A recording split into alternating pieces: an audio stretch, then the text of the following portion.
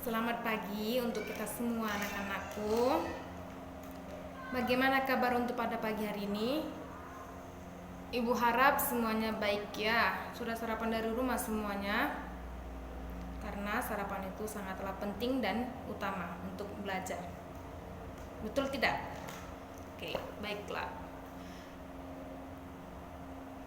Sebelum kita mulai pembelajaran kita pada pagi hari ini, anak-anakku, alangkah baiknya meja-meja beserta bangku-bangkunya dirapikan dulu. Lalu sampah-sampah yang ada di bawah bangku-bangku dan mejanya dikutip. Jangan semua, perwakilan saja. Ibu beri waktu 2 menit untuk merapikan dan membuang sampahnya, perwakilan. Baiklah.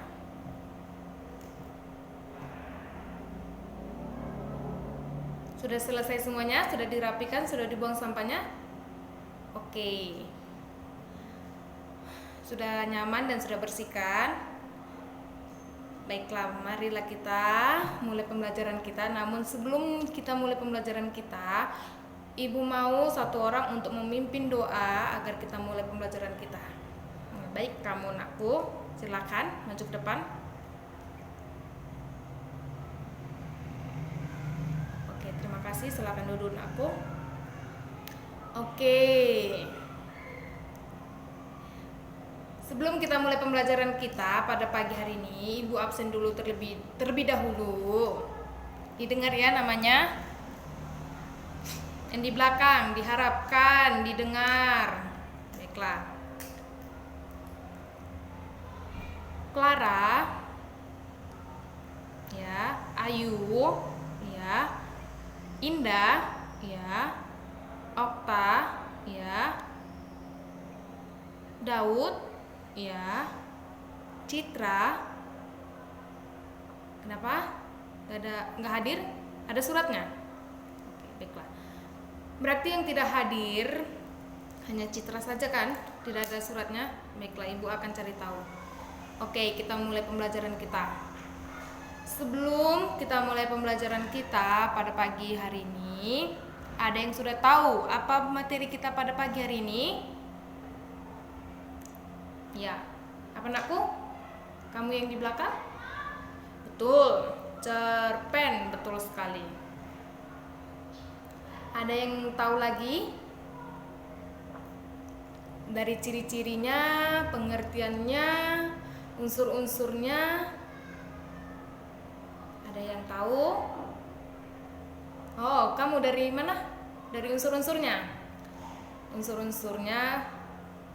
Betul, unsur-unsur cerpen itu terbagi menjadi 2.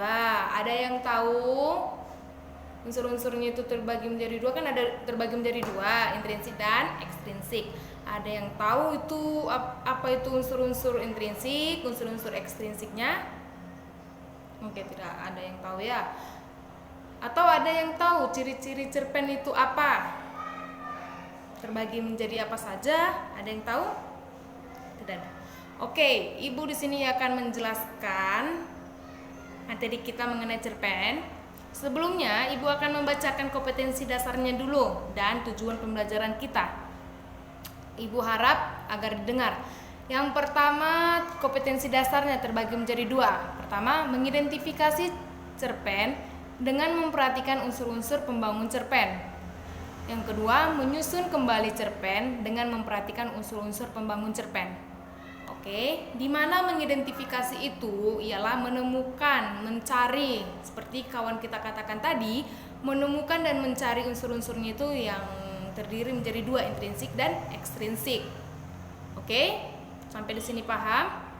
Lalu tujuan pembelajarannya, Ibu akan bacakan, harap tenang.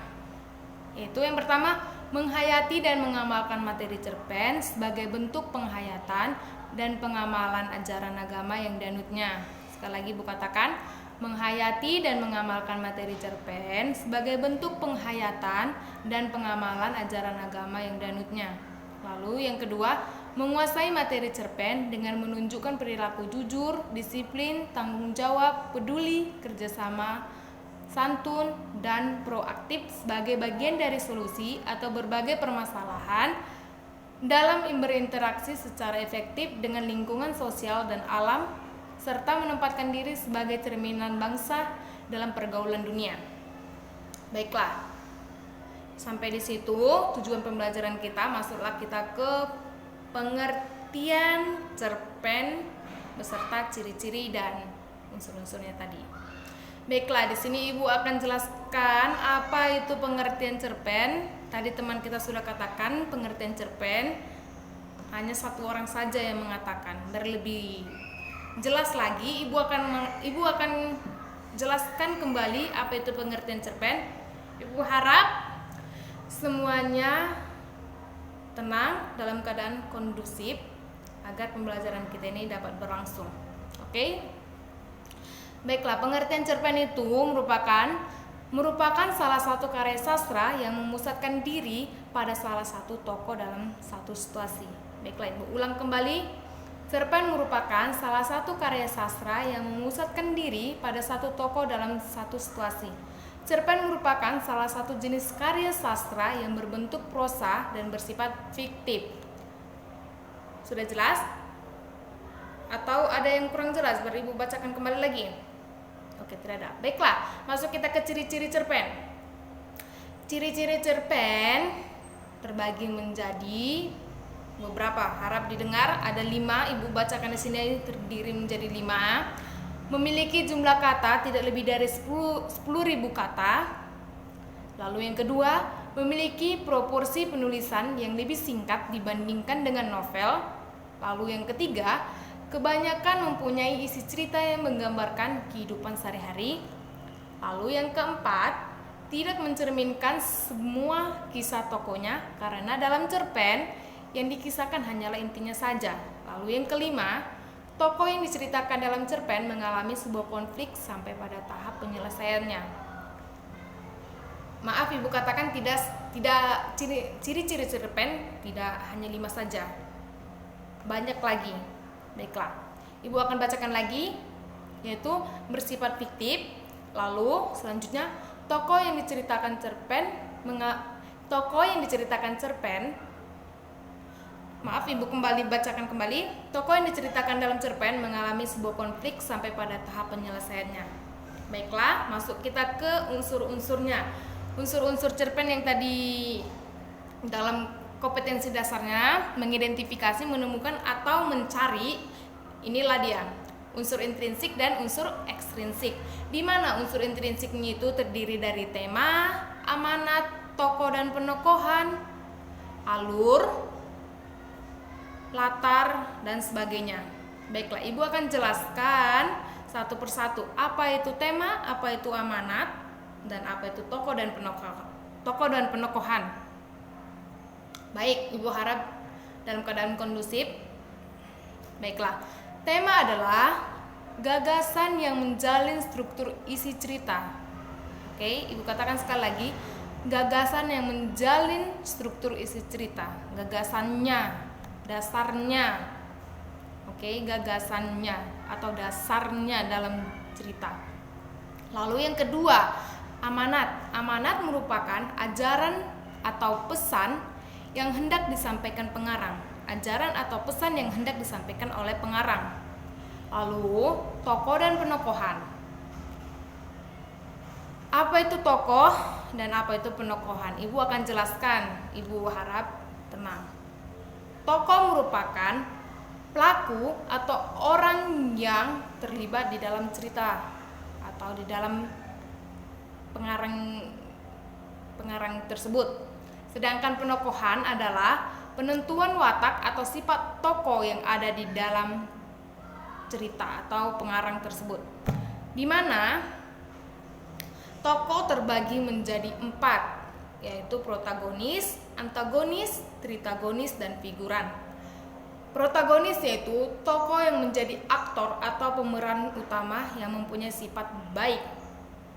Antagonis, tokoh yang menjadi pemeran utama yang menjadi lawan daripada tokoh protagonis. Tokoh antagonis memiliki watak yang negatif atau jahat, sombong, dan lain sebagainya. Lalu tritagonis.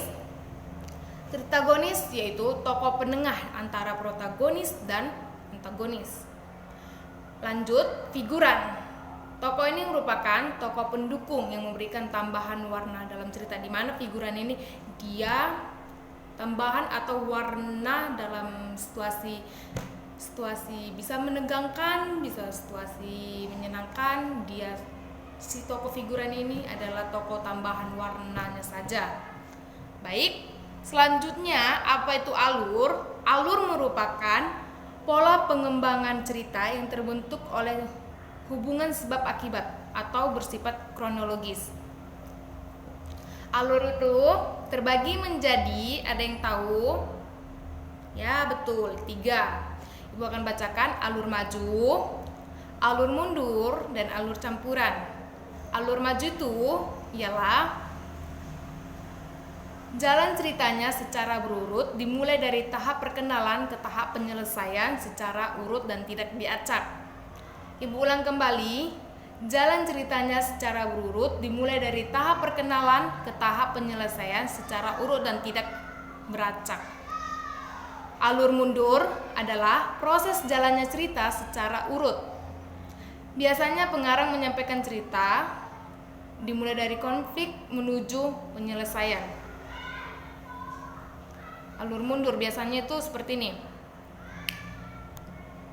Dia kisahnya dari masalah lampau lalu ke masa perkenalan. Dia mundur dulu dari masalahnya lalu ke tahap perkenalan. Seperti itu. Lalu alur campur itu ialah gabungan dari alur maju dan alur mundur. Bisa dia duluan alur majunya, bisa dia alur mundurnya, atau dia maju, mundur, lalu mundur, maju. Itulah dia alur gabungan. Maaf Ibu Ralat, maksud Ibu alur campuran. Di mana alur campuran ini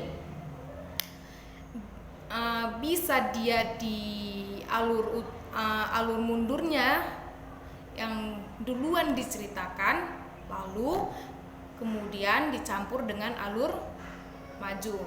Bisa juga dia dicampur juga dengan alur maju dulu lalu alur mundur. Seperti itu. Itulah alur campuran, dicampur-campur, maju dulu atau mundur dulu, seperti itu.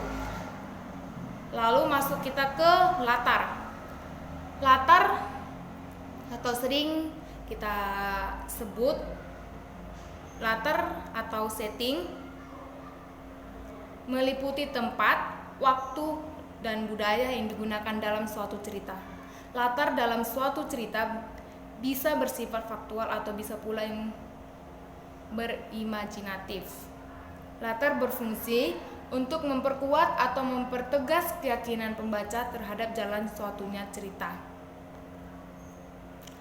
Lalu masuk kita ke sudut pandang atau point of view. Sudut pandang atau point of view adalah cara bercerita atau cara pandang visi seorang pengarang pada suatu peristiwa dalam cerpen. Sudut pandang dibagi menjadi beberapa, yang diantaranya sudut pandang orang pertama, sudut pandang orang ketiga. Di mana sudut pandang orang pertama dia menggunakan kata aku, sudut pandang orang yang ketiga menggunakan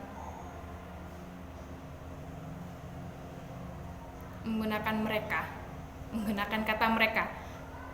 Baik, Ibu katakan sekali lagi, sudut pandang, maaf Ibu Ralat, Ibu katakan sudut pandang terbagi menjadi 3. Sudut pandang orang pertama yang menggunakan kata aku, sudut pandang orang ketiga menggunakan kata mereka, sudut pandang campuran yaitu dia sudut pandang orang pertama dan sudut pandang orang ketiga, campur.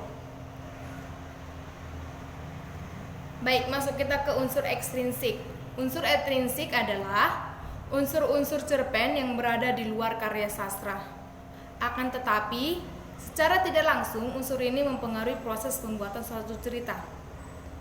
Unsur ekstrinsik ini terdiri dari latar belakang masyarakat, latar belakang penulis, seperti itu. Baiklah, Ibu akan jelaskan apa itu latar belakang masyarakat. Latar belakang masyarakat merupakan faktor lingkungan masyarakat sekitar yang mempengaruhi penulis dalam membuat cerpen tersebut. Lalu yang kedua, latar belakang penulis. Latar belakang penulis adalah sebuah faktor dari dalam diri penulis yang mendorong penulis dalam membuat cerpen. Latar belakang penulis terdiri dari beberapa faktor, diantaranya latar belakang penulis ini memiliki beberapa faktor. Di antaranya riwayat hidup penulis, kondisi psikolog atau kejiwaan sang penulis,